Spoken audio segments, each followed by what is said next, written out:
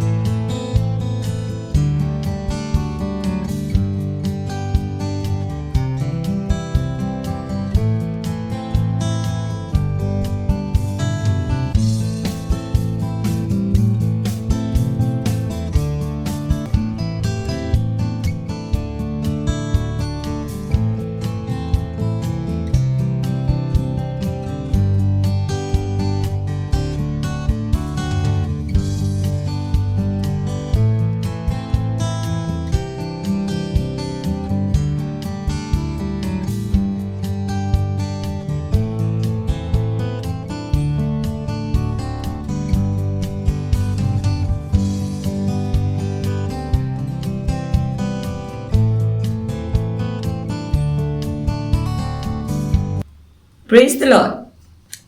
A warm welcome to our blessed viewers watching Bible Manthan. Happy Mother's Day. Let's hear this beautiful song sung by the sisters of Aradhana My Love group as a tribute to all the mothers.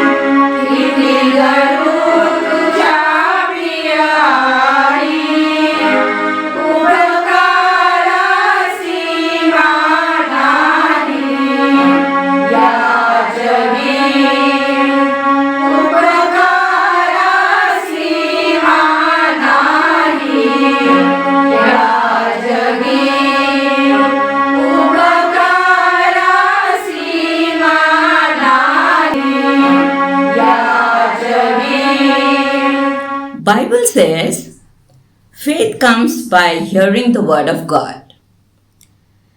Let's listen to God's word seriously as shared by Sister Esther Ahere and myself.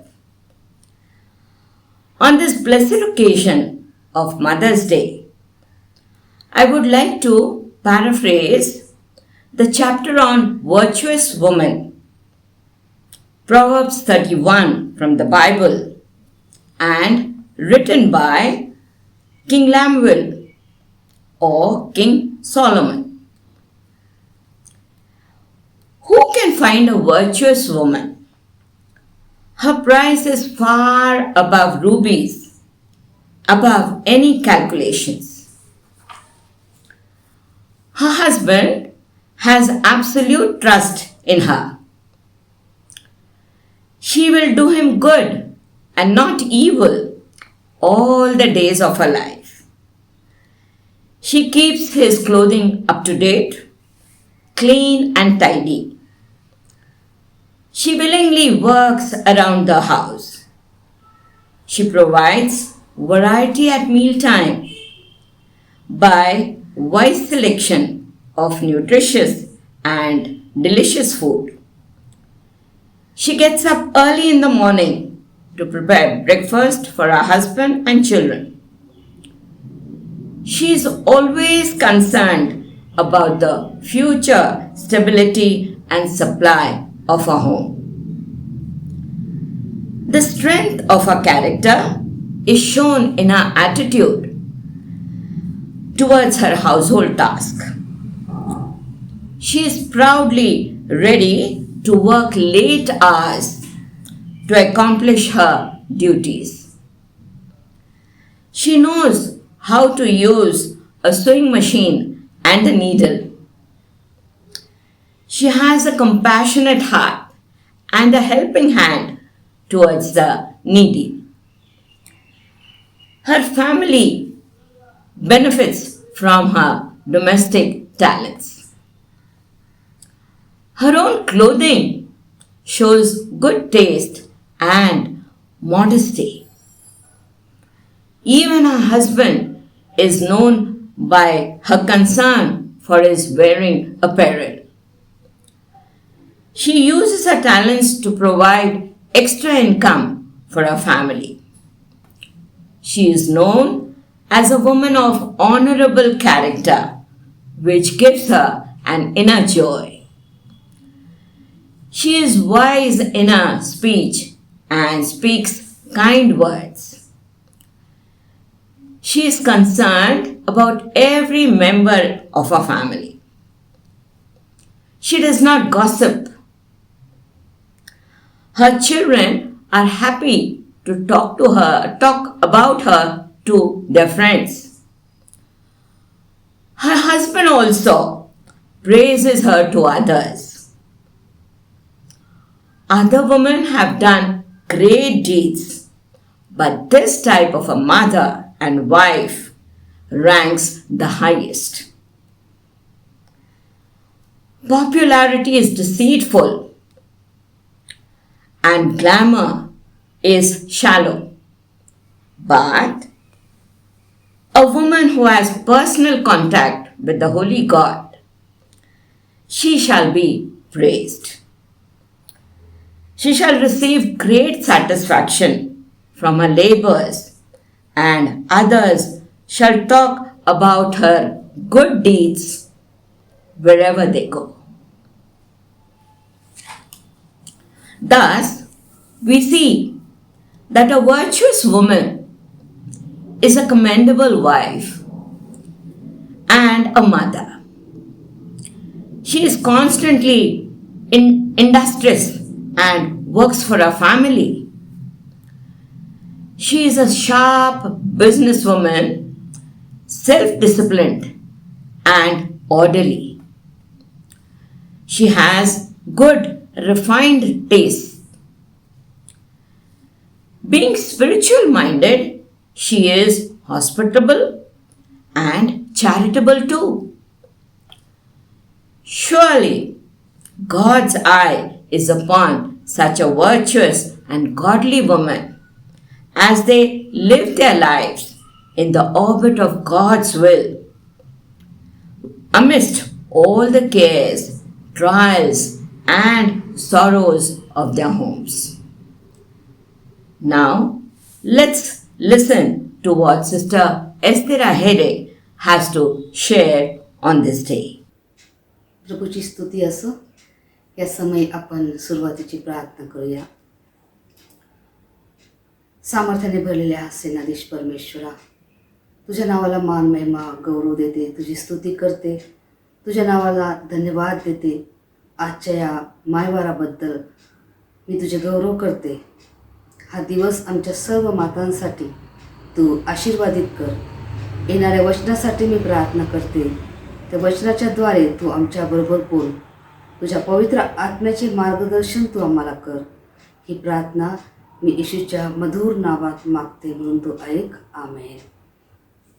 मी प्रभूच्या नावाला धन्यवाद देते, त्याची स्तुती करते की आजचा हा दिवस, हा मदर्स डे किंवा मायवार ज्याला आपण मराठीत म्हणतो, तो मायवार साजरा करत असताना मदर डे विषयी बोलण्याची ही संधी मला महिला मंडळाच्या वतीने देण्यात आलेली आहे. त्याबद्दल मी प्रथम आराधना महिला मंडळाचे आभार मानते आणि परमेश्वराच्या नावाला देखील धन्यवाद देते.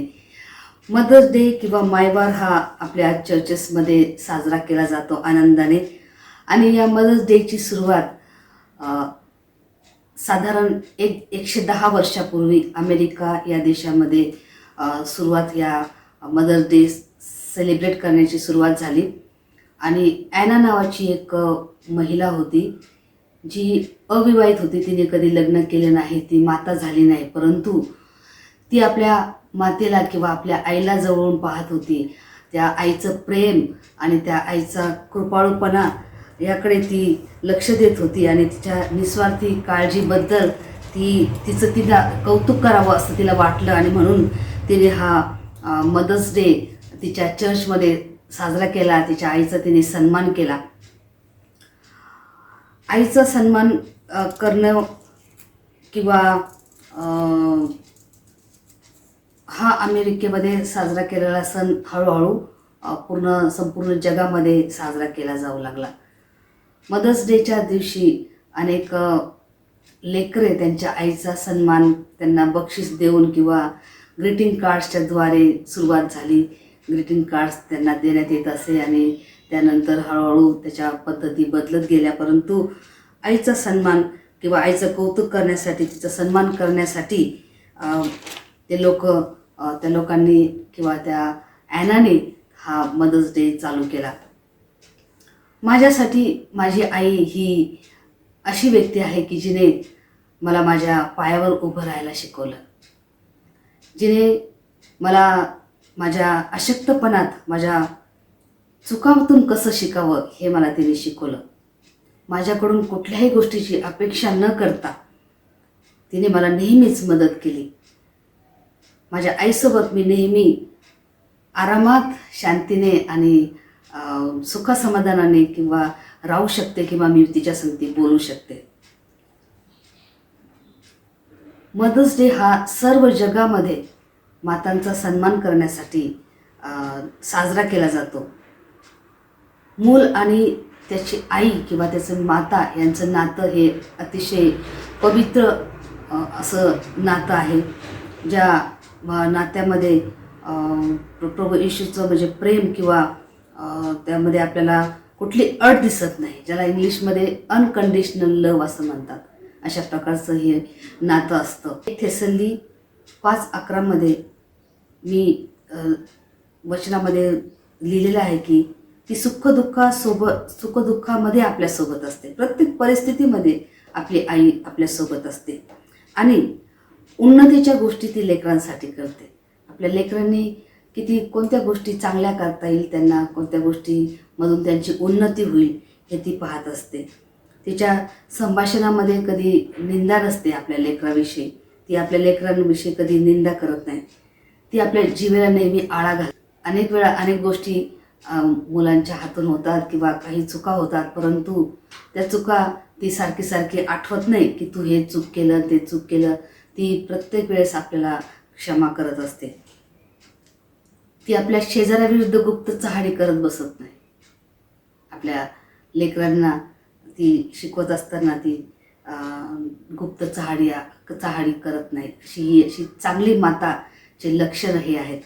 आणि पवित्र शास्त्र आपल्याला याबद्दल काय शिकवतं? पवित्र शास्त्रामध्ये Eph 6:2 मध्ये आपण वाचलो की आपला बाप व आपली आई यांचा मान राख, यासाठी की तुझे कल्याण व्हावे व तू पृथ्वीवर दीर्घायू असावे. अभिवचन असलेली हीच पहिली आज्ञा आहे. आमची आई ही आमच्यासाठी आशीर्वाद आहे आणि ती आणि आम्ही देखील तिच्यावर प्रेम करतो. जसे की पहिली अभिवचन असलेली आज्ञा आहे की आपल्या आईबापाचा सन्मान करा. ही आज्ञा आहे. आणि जर तुम्ही तुमच्या पालकांचा मान करत नाही, जर तुम्ही त्या पालकांचा सन्मान करत नाही, तर तुम्हाला त्याबद्दलचे परिणाम भोगावे लागतील. जर तुम्ही त्यांचा मान कराल, सन्मान कराल, तर तुम्हाला दीर्घायुष्य मिळेल, असं परमेश्वराचं हे वचन आहे. आणि जशी आई आपल्या मुलांची काळजी घेते, तसा परमेश्वर देवाला आमची काळजी आहे. परमेश्वर आपल्या लेकरांची काळजी घेतो. आणि ज्याप्रमाणे एक आई आपल्या मुलाचं संगोपन करते, आपल्या मुलाला जन्म देते, जन्मापासून किंवा पोटात असल्यापासून ती आपल्या बाळाची काळजी घेत असते. त्या बाळाला काय खायला पाहिजे, त्या बाळाला काय कपडे घालायला पाहिजे, त्या बाळाचं कसं त्याला आंघोळ घालायची, कसं त्याला वेळेवर झोपवायचं, कसं त्याच्या गरजा समजून घ्यायच्या, कसं त्याला बोलायला शिकवायचं, चालायला शिकवायचं, या सगळ्या गोष्टी आई करत असते. परंतु परमेश्वर हा देखील आपली आई आहे किंवा आपला बाप आहे. आपण वाचूया मत्तई याचा 6 अध्याय 25 ते 34. यास्तव मी तुम्हा सांगतो की आपल्या जीवाविषयी म्हणजे आपण काय खावे व काय प्यावे, आणि आपल्या शरीराविषयी म्हणजे आपण काय पांघरावे याची चिंता करत बसू नका. अन्नापेक्षा जीव आणि वस्त्रापेक्षा शरीर अधिक आहे की नाही? आकाशातील पाखरांकडे निरखून पहा. ती पेरणी करत नाहीत, कापणी करत नाहीत किंवा कोठारात साठवत नाहीत, तरी तुमचा स्वर्गीय पिता त्यांना खाण्यास देतो. तुम्ही त्यांच्यापेक्षा श्रेष्ठ आहात की नाही? चिंता करून आपल्या आयुष्याची दोरी हातभर वाढवण्यास तुमच्यापैकी कोण समर्थ आहे? तसेच वस्त्राविषयी का चिंता करत बसता? रानातील फुले पहा, ती कशी वाढतात. ती कष्ट करत नाहीत व सूत कातत नाहीत. तरी मी तुम्हाला सांगतो, शल्मोन देखील आपल्या सर्व वैभवात त्यातल्या एकासारखाही सजला नव्हता. जे रानातले गवत आज आहे व उद्या भट्टीत पडते, त्याला जर देव असा पोशाख घालतो, तर अहो तुम्ही अल्पविश्वासी, तो विशेष करून तुम्हाला पोशाख घालणार नाही काय? यास्तव काय खावे, काय प्यावे, काय पांघरावे असे म्हणत चिंता करत बसू नका, कारण ही सर्व मिळवण्याची धडपड परराष्ट्रीय लोक करत असतात. तुम्हाला या सर्वांची गरज आहे हे तुमचा स्वर्गीय पिता जाणून आहे. तर तुम्ही पहिल्याने देवाचे राज्य व त्याचे नीतिमत्व मिळवण्यास झटा, म्हणजे त्यांच्याबरोबर ह्याही सर्व गोष्टी तुम्हाला मिळतील. यास्तव उद्याची चिंता करू नका, कारण उद्याची चिंता उद्याला, ज्या दिवसाचे दुःख त्या दिवसाला पुरे. या ठिकाणी देव आपली माता आणि ज्या मातेप्रमाणे तो आमची काळजी घेतो. आणि जसं मी सुरुवातीला तुम्हाला सांगितलं यापूर्वीही की आईप्रमाणे आमची काळजी घेणारा, आमच्या गरजा जाणणारा आणि आम्हाला सर्व काही पुरवणारा आमचा देव आमची माता आहे, आमचा तो पिता आहे. आणि तो म्हणतो की तू कोणत्याही गोष्टीची काळजी करू नको. अनेक जगामध्ये आपण पाहतो की अनेक लेकरं हे अनाथ आहेत, विधवा आहेत, ज्यांना कोणी नाही, त्यांना आई नाही आणि त्यांना काळजी घेणारं कोणी नाही. ज्यावेळेस त्या जगामध्ये ते राहतात, प्रभू परमेश्वरचं वचन सांगतं की मी जरी या जगिक मातेने तुला सोडलेलं आहे, जगिक माता तुला जन्म देऊन मरण पावले आहे किंवा सोडून गेलेले आहे, परंतु मी तुला कदापि सोडणार नाही. मी तुला आपल्या हातावर कोरून ठेवलेलं आहे. आणि जसं की पंडिता रमाबाई या ज्या होत्या, त्यांनी असं आईचं प्रेम अनेक विधवांना, अनेक अनाथ लेकरांना आईचं प्रेम दिलं आणि ते अनेकांची माता झाली आणि अनेकांच्या संगोपनाचं ती कारण झाली.